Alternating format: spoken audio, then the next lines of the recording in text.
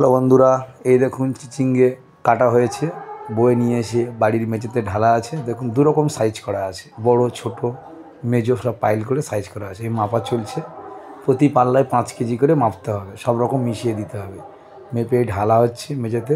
এবার বান্ডিল প্রক্রিয়া শুরু হবে। এই দেখুন বান্ডিল হচ্ছে, সামনে একটা পিছনে একটা দুরকম দড়ি দিতে হবে, সাজানো হচ্ছে, পরস্পর দিতে হবে যাতে সবার সাথে মিল থাকে, আগে পিছু না হয়।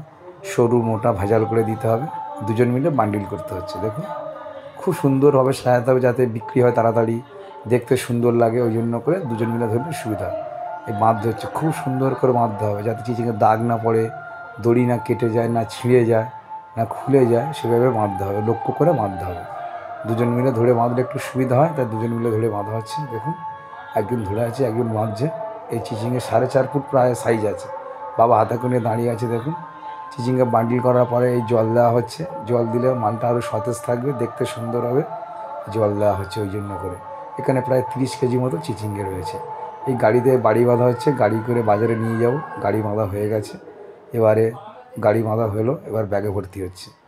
ব্যাগ এবার দুদিকে বাঁধা হচ্ছে। দেখুন ধরে দাঁড়িয়ে আছে, হেল্প করছে আমাকে সবাই।